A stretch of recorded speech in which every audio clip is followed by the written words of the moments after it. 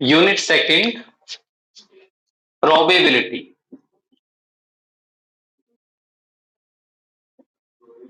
क्या बोलते हैं इसको? प्रायिकता। मैथ्स में पढ़ी होगी आपने प्रायिकता, पढ़ी है? तो ये प्रायिकता का मतलब क्या होता है? प्रोबेबिलिटी का संभावना। ठीक है, तो संभावना क्या क्या हो सकती हैं वो चीजें हम यहाँ डिस्कस करेंगे। बहुत सारी संभावनाएं हो सकती हैं, ठीक है। तो इसमें आप लिख लीजिए, थोड़ा सा मैं लिखवा देता हूं, फिर इसको समझा दूंगा। लिखो भाई, किसी घटना के घटित होने की प्रायिकता, किसी घटना के घटित होने की प्रायिकता, the probability of any event, the probability of any event, उन परिस्थितियों की संख्या, घटित होने की प्रायिकता कौमा उन परिस्थितियों की,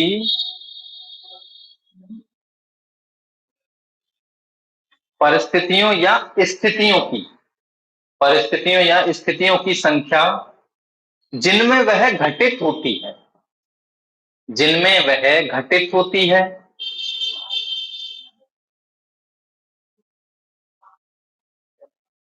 the probability of any event और phenomena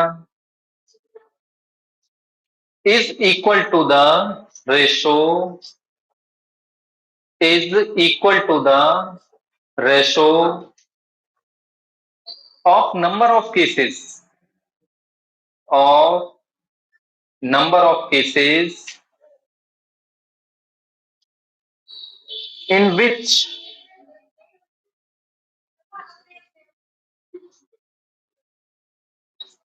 the event or phenomena occurs, the event or phenomena occurs to the total number of cases, to the total number of cases।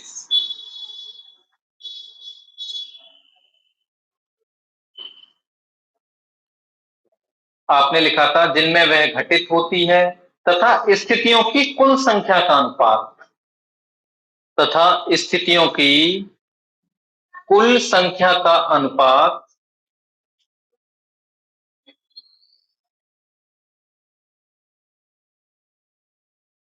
होती है।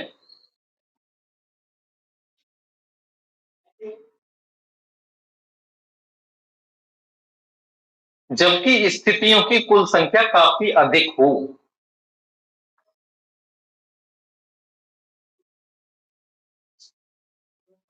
न्यू लाइन से लिखेंगे, किसी घटना ए की प्रायिकता,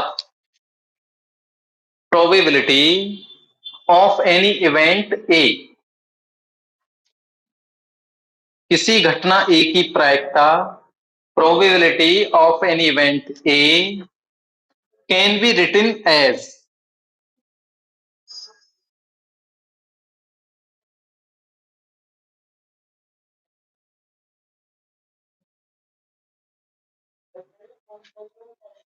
तो इसको हम लिखेंगे पी ए, और लिखने का तरीका एम ओवर एन ये होता है। तो वेयर एम है number of cases observing event, number of cases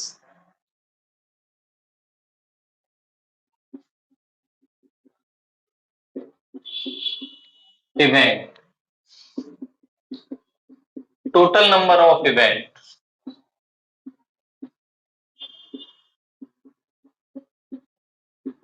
अब मैं थोड़ा सा स्पीडली चलूंगा भाई।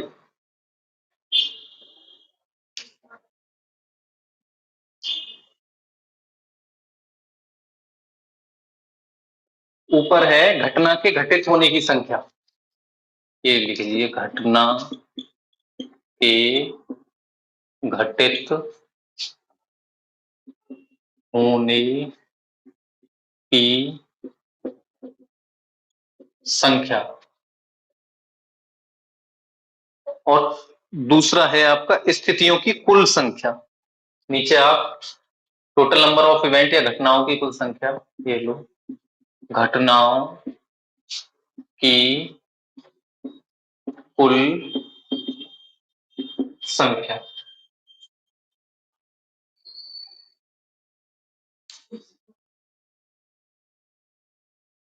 अब इसमें लिखेंगे न्यू लाइन से, यदि एक घटना n बार घटित होती है, यदि एक घटना स्मॉल m बार घटित होती है, let an event occurs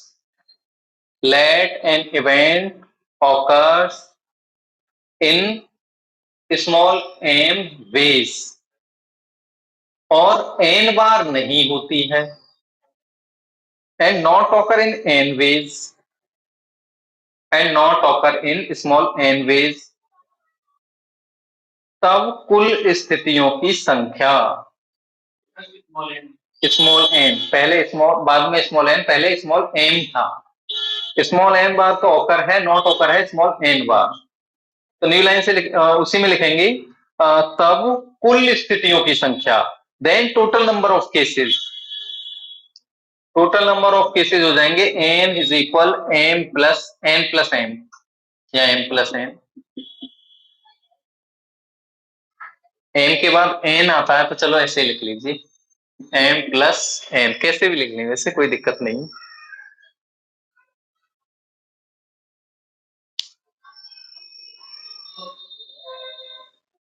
अब यहां से आप निकाल सकते हैं, देखो भाई टोटल नंबर तो हो गए m प्लस n, m है घटना के घटित होने के बेस, n है घटना के नए घटित होने के बेस, ठीक है।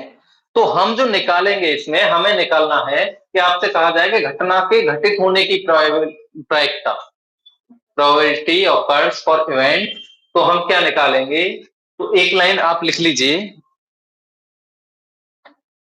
तब घटना के घटित होने की प्रायिकता, then probability of occurring an event, probability of occurring an event is, घटना के घटित होने की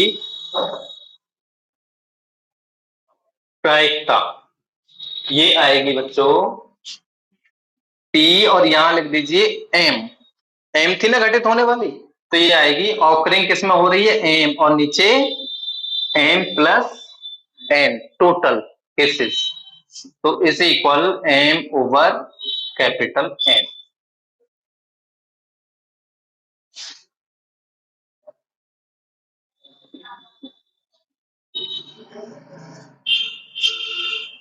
अब इससे आगे लिखेंगे घटना के नए घटित होने की प्रायिकता, घटना के नए घटित होने की प्रायिकता,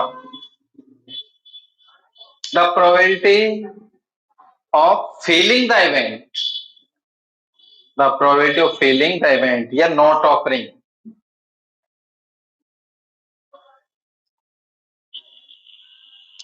तो यहां लिख दीजिए पी एन, इसको वैसे हम पी ए भी कह सकते थे और इसको हम पी ए डैश कह सकते थे, तो ये आपका आएगा ऊपर घटना के नए घटित होने की प्रोबेबिलिटी, नीचे total is equal n over capital N.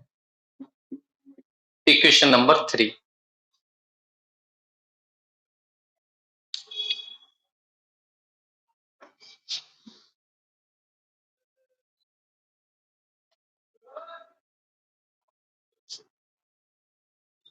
अब दोनों दो संभावनाएं हो गई, एक तो ये हो गई घटना घटित तो होगी, एक ये संभावना होगी घटना घटित ना होगी, इनके बीच की भी कोई संभावना है,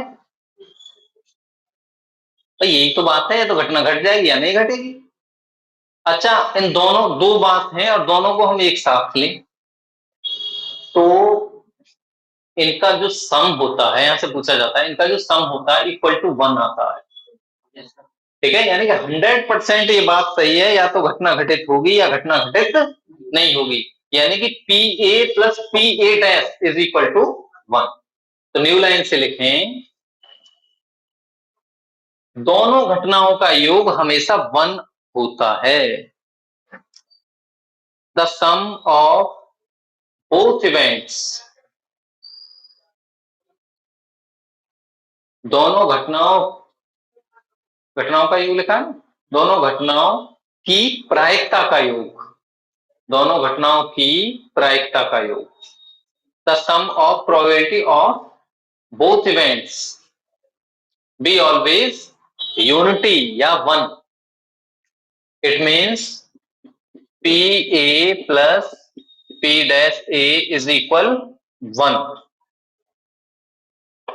इसका मीन हो गया या तो घटना घटित होगी या घटना घटित नहीं होगी।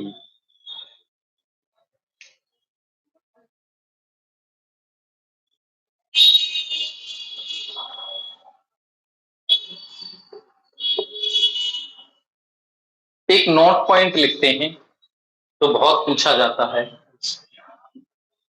नोट पॉइंट में क्या है कि जो कैपिटल एन है, कैपिटल एन था क्या, total number of cases for event, ये आपका हमेशा एम से बड़ा होगा, बराबर भी हो सकता है, ठीक है, छोटा नहीं होगा। और जो एम है वो आपका 0 से बड़ा। प्रोबेबिलिटी आपकी इस तरह से, प्रोबेबिलिटी नेगेटिव नहीं होती है, कहने का मेरा मीन ये है, या तो 0 के बराबर हो सकती है या 0 से बड़ी।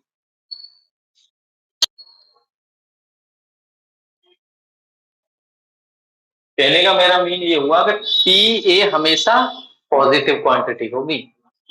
चाहो तो लिख दीजिए, P A will be always positive quantity.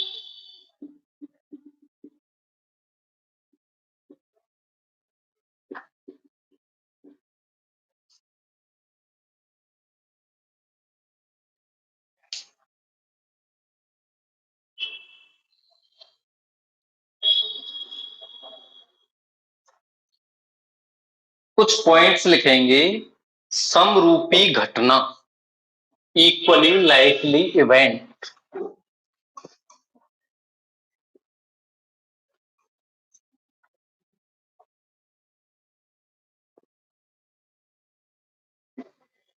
ये बात इंपॉर्टेंट है, पूछी गई है कई बार, ये चीज और ये चीज। सम पॉइंट्स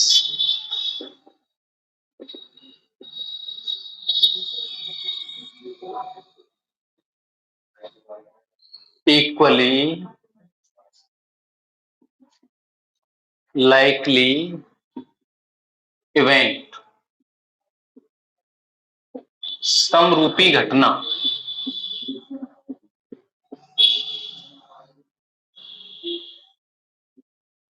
समरूपी घटना।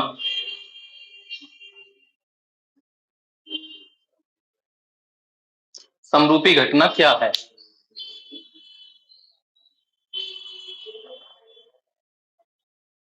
लिखो इसमें, घटनाएं समरूपी होती हैं यदि, घटनाएं समरूपी होती हैं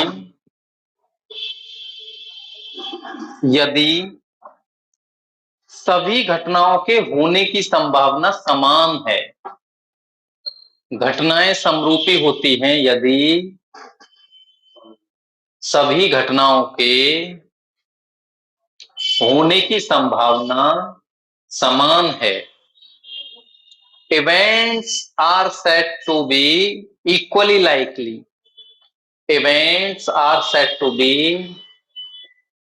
equally likely if each event has equal chance of occurring, equal chance of occurring, occurrence लिख लीजिए। यदि एक सिक्के को उछालें, if a coin is thrown, यदि एक सिक्के को उछालें, if a coin is thrown, तब दोनों हेड व टेल, दोनों हेड व tell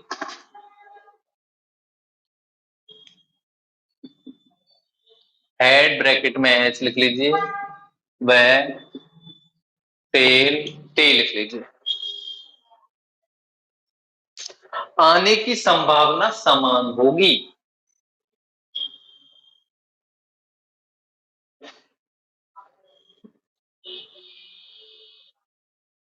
If a coin is thrown, then both head and tail, head H लिख लीजिए, tail T लिख लीजिए, have equal chances of coming up, equal chances of coming up।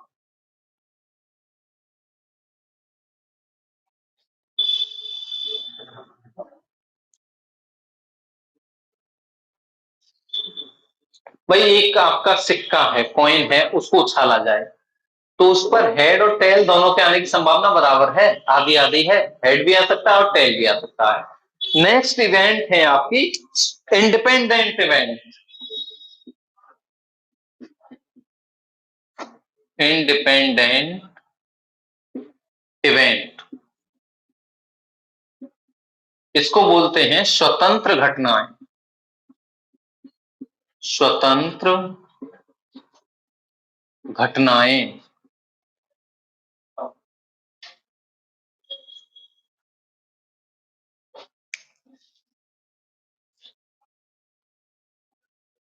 भाई स्वतंत्र क्या हो गया कि एक का घटना दूसरी घटना पर प्रभाव नहीं डालता हो तो स्वतंत्र हो गई, ठीक है, इंडिपेंडेंट हो गई। तो इसमें लिख लेंगे यदि एक घटना का घटित होना दूसरी घटना पर, यदि एक घटना का घटित होना दूसरी घटना पर प्रभाव नहीं डालता हो, दूसरी घटना पर प्रभाव नहीं डालता हो, if the occurrence of one event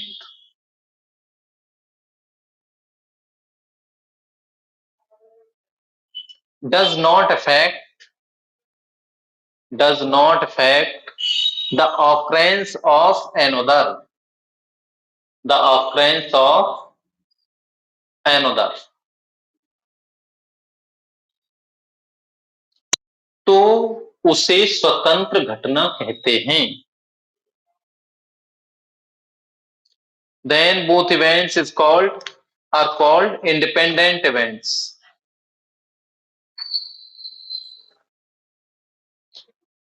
next है mutually exclusive event, mutually exclusive event.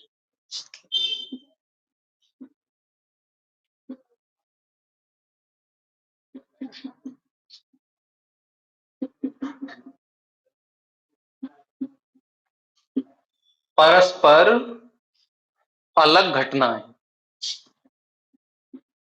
परस्पर अलग घटनाएं।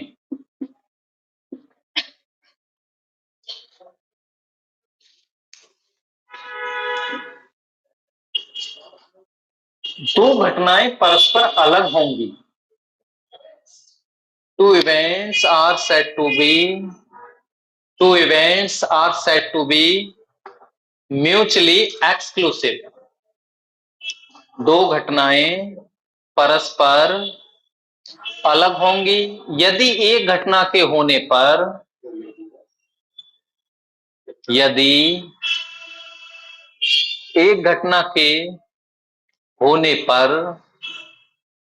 दूसरी घटना नहीं होती है, एक घटना के होने पर दूसरी घटना नहीं होती है।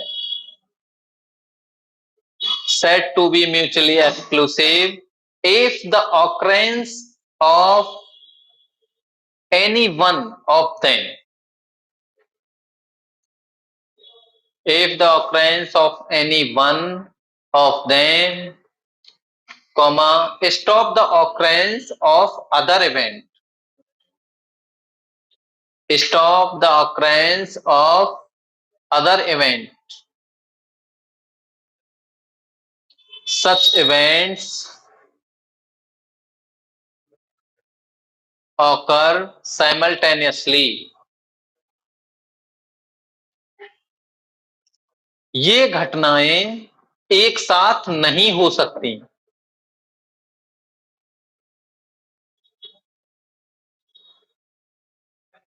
आप लिखिए सच events does not occur simultaneously, does not occur, does not और लिखना है।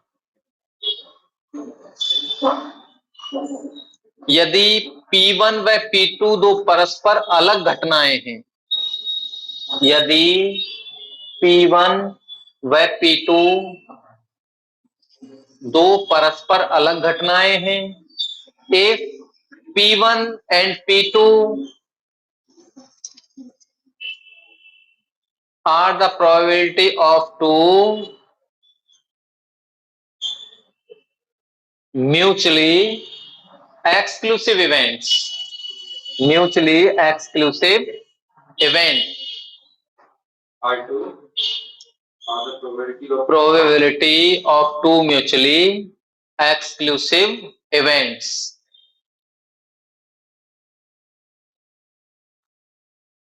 तब उनमें से किसी एक घटना के घटित होने की प्रायिकता, तब उनमें से किसी एक घटना के घटित होने की प्रायिकता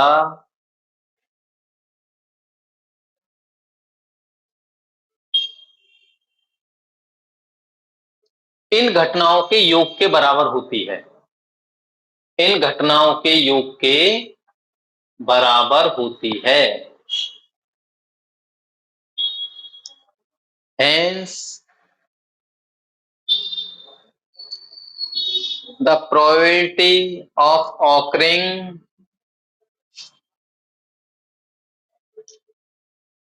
of an event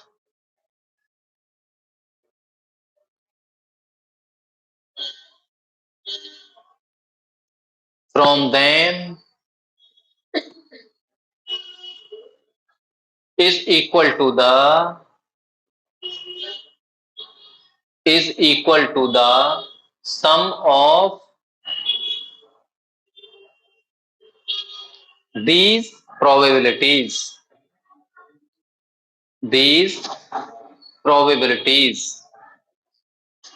यानी कि आपके पास दो घटनाएं थी P1 P2 और दोनों ही आपकी म्यूचुअली एक्सक्लूसिव थी, तो एक घटना के घटित होने की प्रोबेबिलिटी P1 प्लस P2 ये होगी, और इसे लिख सकते हैं summation i is equal 1 to n Pi, where n क्या है, म्यूचुअली एक्सक्लूसिव इवेंट्स, म्यूचुअली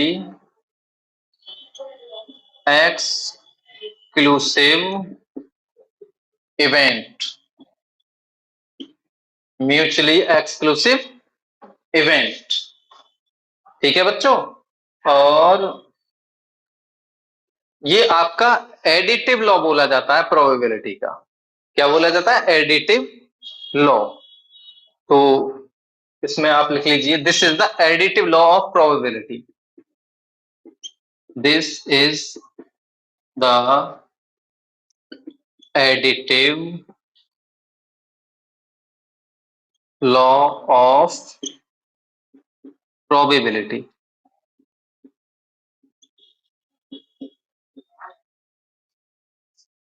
योग का नियम। भाई स्वतंत्र घटना घटित होने पर जो हम प्रोबेबिलिटी निकालते हैं, जो स्वतंत्र घटनाएं हैं वो घटित होने पर अगर हम प्रोबेबिलिटी निकालते हैं तो वहां जोड़ेंगे नहीं, वहां मल्टीप्लाई कर देंगे, गुणा आएगा। नेक्स्ट नंबर पॉइंट लिखेंगे,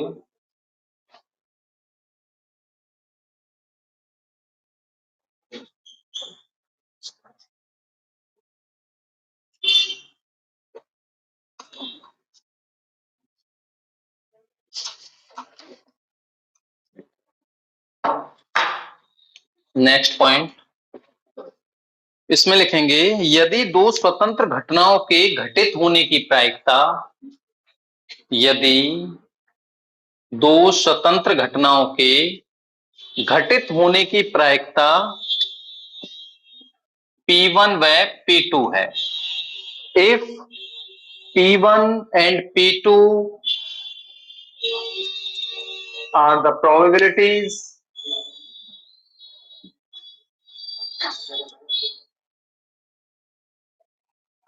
of occurring of two independent events, of two independent events, तब दोनों के एक साथ घटित होने की प्रायिकता, तब दोनों के एक साथ घटित होने की प्रायिकता, then probability of occurrence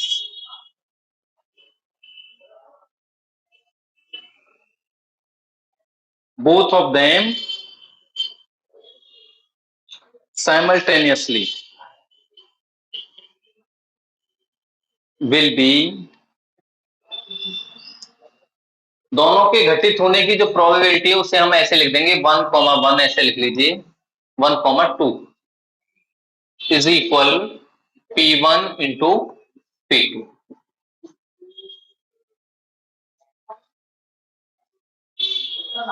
इस तरह से ये आपका आ जाएगा, ये आपका मल्टीप्लाइज लॉ बोला जाता है, product law.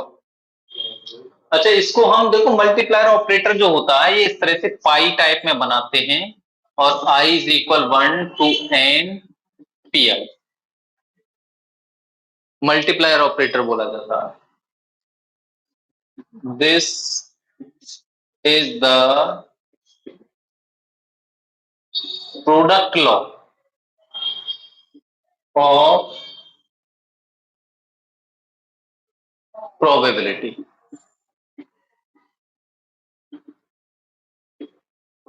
Product law of probability.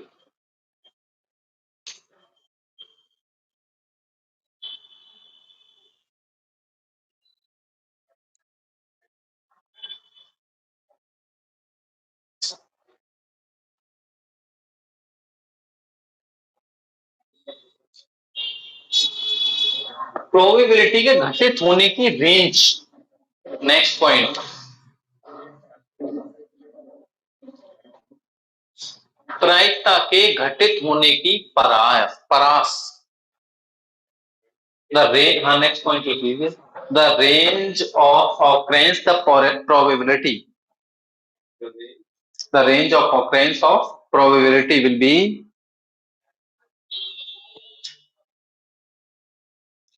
भाई 0 से बड़ी होगी, पी ए कोई भी ए इवेंट है और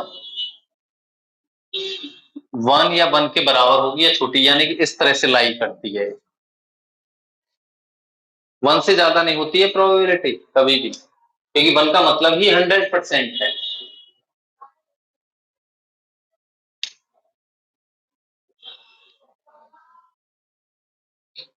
अब खेल खेलेंगे इसमें, ताशों का खेल, पांसों का खेल, पांसों का खेल तो बहुत पुराने हैं, डाइस, महाभारत में पांसे किसने फेंके थे? शकुनी ने। अरे शकुनी नहीं फेंके थे, उसके सामने कौन खेल रहे थे? युधिष्ठिर ने नहीं फेंके थे? फेंके तो दोनों थे। जब खेल चलेगा तो दोनों से ही तो फेंकेंगे पांच से, है नहीं? और शकुनी का ही नाम क्यों आता है? बेईमानी कर ली थी क्या? क्या क्या क्या था, कुछ पता है, आइडिया है? हाँ, तो कैसे की थी? हाँ, उससे क्या हुआ था? कुछ चालाकी वाले पास से थे क्या?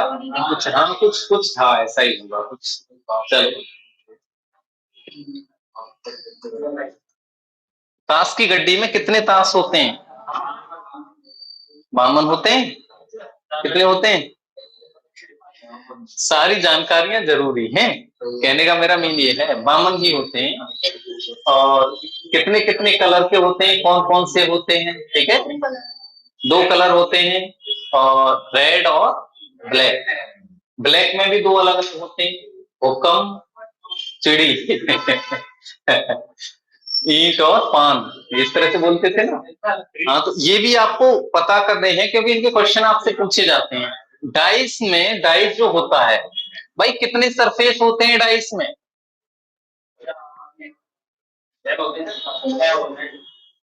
हाँ, 6 होते हैं। 6 होते हैं भाई डाइस में। डाइस, अरे खेला नहीं है आपने लूडो? उसमें जो गोटी होती है, जिसको आप चलते हो कि भाई 1 नंबर आ गया, 2 नंबर आ गया, 3 नंबर आ गया, कहां तक आ सकते हैं नंबर? 6 तक। ठीक है, 6 फेज, और 1 2 3 4 5 6 इस तरह से उस पर लिखे हुए होंगे। तो हम एक पासा फेंकते हैं, लिखिए क्वेश्चन लिखिए, हम एक पासा फेंकते हैं। हाँ जी, क्वेश्चन है, हम एक डाइस फेंकते हैं, हम एक पासा फेंकते हैं।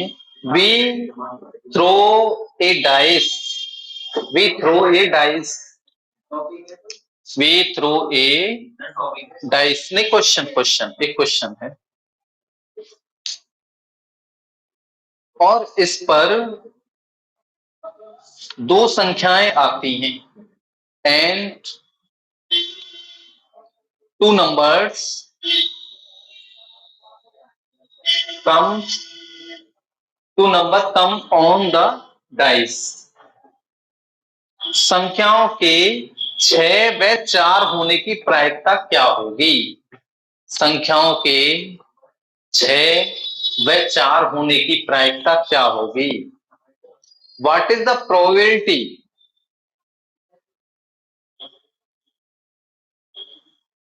To being the number 6 and 4? What is the probability? C.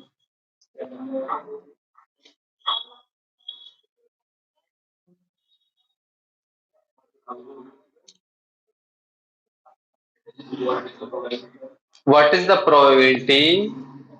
क्या बोला था मैंने? Being the number of 6 and 4।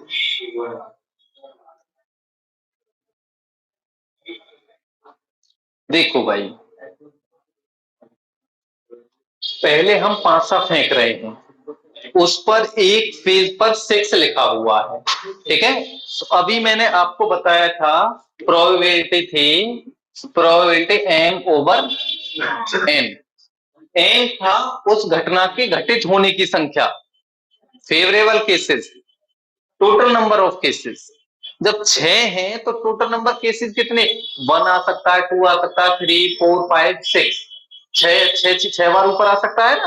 तो यहां तो हो गया आपका 6। और ये 6 कितने बार आ सकता है? एक बार ही आए। 6 के घटित होने की प्रोबेबिलिटी 1, तो आपका 6 आने की जो प्रोबेबिलिटी हो जाएगी 1/6। अब इसी तरह से 4 आने की प्रायिकता निकालो। 4 आने की टोटल प्रोबेबिलिटी कितनी है? हाँ, 1/6, ये भी तो 6 ही हो जाएगी। अरे 4 जो आएगा कितने बार में आ सकता है? 1 भी आ सकता है। तो कितने फेस हैं?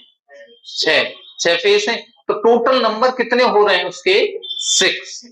और फेवरेबल कितना है उसका घटित होने का? एक ही है, बस 4 ऊपर आए, और दूसरा कोई ऊपर आएगा तो 4 नहीं आएगा ना, तो वो भी हो जाएगी 1/। अब इसमें कह रहा है कि 4, 6 या 4 आने की प्रोबेबिलिटी, दोनों का हो जाएगा मल्टीप्लाई, तो 1/36। लिख लीजिए, पहले फेंकने में 6 प्राप्त करने की प्रायिकता, पहले फेंकने में 6 प्राप्त करने की प्रायिकता probability of finding the 6 in one throw is equal 1 by 6. Total number of cases आप समझ रहे हैं ना, 6 केस है तो 6 हो जाएंगे घटनाएं।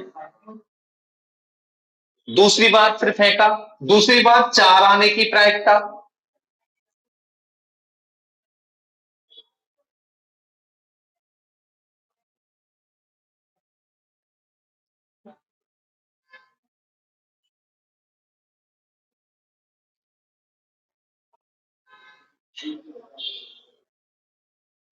कितनी आएगी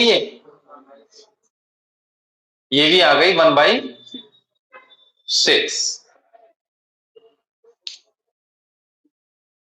आपने लिखा probability of finding the 4 in second throw is equal 1 by 6। ये दोनों स्वतंत्र घटनाएं हैं, दीज आर इंडिपेंडेंट इवेंट। ये दोनों स्वतंत्र घटनाएं हैं, these are independent events.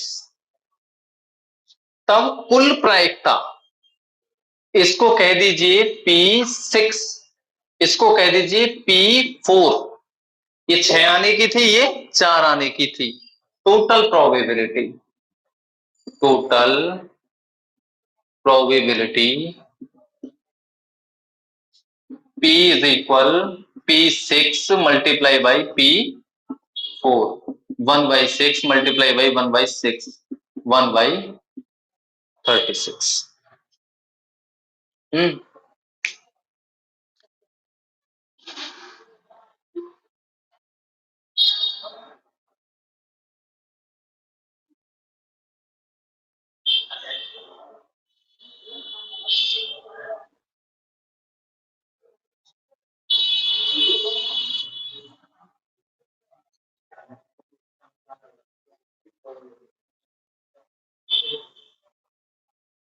Sir एक डाइस एक ही डाइस है, एक ही डाइस है, बार बार फेंका गया, 2 बार फेंका गया।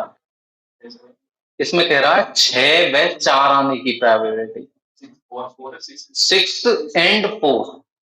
और मान लीजिए 6 और 4 होता, जैसे अभी मैंने लिखा 6 and 4, ये प्रोबेबिलिटी निकाला है। अब मान लीजिए 6 और 4 होता,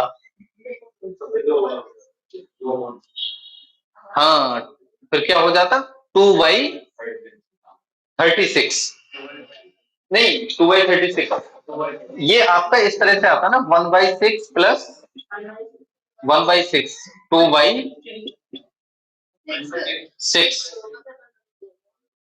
1 by 3। एक मिनट, हाँ ठीक है, 1 by 3 आ जाएगा अगर आपका और होगा। ठीक है, तो इसमें इसी में कर दें क्या, इसी को एक बार ये और वाला और कर लो आप। ठीक है, और वाली और घटना घटित कर लीजिए, इसके बाद देखते हैं। एक क्वेश्चन लिखते हैं, एक और, एक पांसे को फेंका जाता है, ए डाइस इज थ्रोन,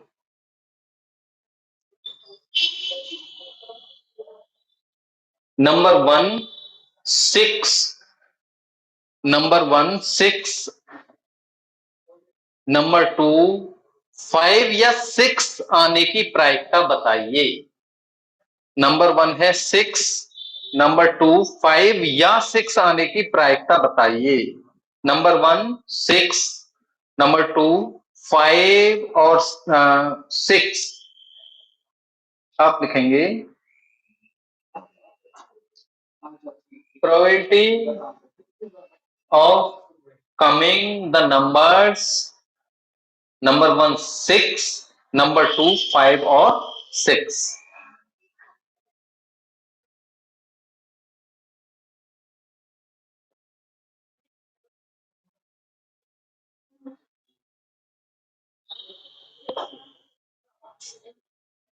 पहले वाले की बताओ कितनी आएगी, 1 by 6 ही आ जाएगी। देखिए इसमें हम इस तरह से कर देते हैं, सॉल्यूशन कर रहे हैं 1, हेयर m इज इक्वल 1, क्योंकि एक का ही पूछा जा रहा है, एक घटना हो गई, 6 आने की प्रोबेबिलिटी। और बच्चों टोटल कितनी केसेस हैं? 6। तो probability of occurring 6 on the dice, तो ये आएगी P is equal m by n, वही फॉर्मूला 1/6। नंबर 2, यहां देखिए m इज इक्वल कितना दिया है? 2 है। 2 हो गई, इतने या इतने, ठीक है। वहां पर इतने एंड इतने तो अलग अलग चीजें हो गई, तो वो तो आपको अलग अलग निकालनी पड़ेंगी। और n इज इक्वल ये कितना रहा? 6। तो प्रोबेबिलिटी आएगी आपकी 2/6, यानी कि m/n 2/6 1/3। इसमें एक और तरीका, आप जैसे P1 P2 मल्टीप्लाई करके भी आप शो कर सकते हैं। अब समझ लीजिए, इसमें दोनों ही क्वेश्चन को हम देख लेते हैं। कौन से? ये वाले हो गए आपके, हाँ ये म्यूचुअल हो गए, म्यूचुअल इंडिपेंडेंट हो गई। ये पहली वाली अलग अलग थी, एक्सक्लूसिव थी, म्यूचुअली एक्सक्लूसिव। और ये वाली जिनमें देखिए, जिनमें आपका प्रोडक्ट हो रहा है वो है आपकी इंडिपेंडेंट, और जो आपकी जिसमें सम कर रहे हैं वो है आपकी म्यूचुअली एक्सक्लूसिव इवेंट। एक्सक्लूसिव अलग होने का मतलब बीच में और आ रहा है, और का मतलब हो गया सीधा सा अलग अलग दो प्रोबेबिलिटी हम निकाल रहे हैं। जहां या आ गया, यानी कि अरे और में गड़बड़ रही ना, हिंदी में हम और कहेंगे यानी कि एंड, इसका मतलब हो गया अलग अलग। और अलग अलग होंगी तो क्या करना पड़ेगा उनको? जो अलग अलग हैं पहले हमने क्या किया है? मल्टीप्लाई। और इसमें अच्छा, और में और यानी कि या, इसमें आपका P1 प्लस P2, और इस तरह का आता है तो P1 मल्टीप्लाई बाई P2। इस तरह का ये आपको याद रखना है ये चीजें। बाकी ये जो हमने केसेस पढ़े हैं ना, इनको थोड़ा सा ध्यान से पढ़ लेना। कहाँ आपकी एक्सक्लूसिव इवेंट लगेंगी, कहाँ आपकी इंडिपेंडेंट इवेंट लगेंगी, वो चीजें आपको देखनी है। मैंने थोड़ा सा इसमें लिखवा तो दिया ही है। अच्छा, इसके बाद आएगा एक principle, principle of priori probability, पूर्व प्रायिकता का सिद्धांत।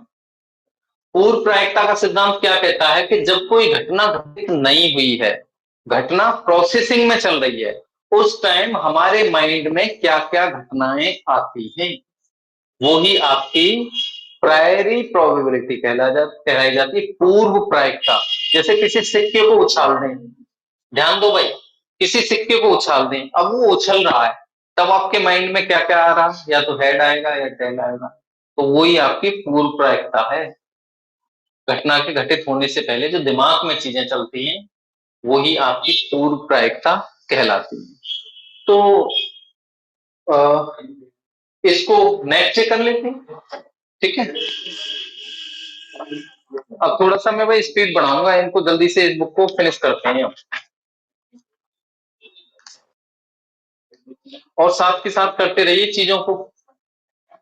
इस बुक में खूब 45-46 नंबर आ जाते हैं भाई, ठीक है। मेहनत कर लोगे तो आ ही जाएंगे, और 50 भी आ जाए तो भी कुछ पता नहीं है।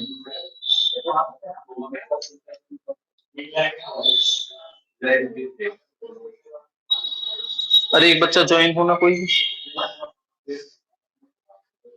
हो जाओ।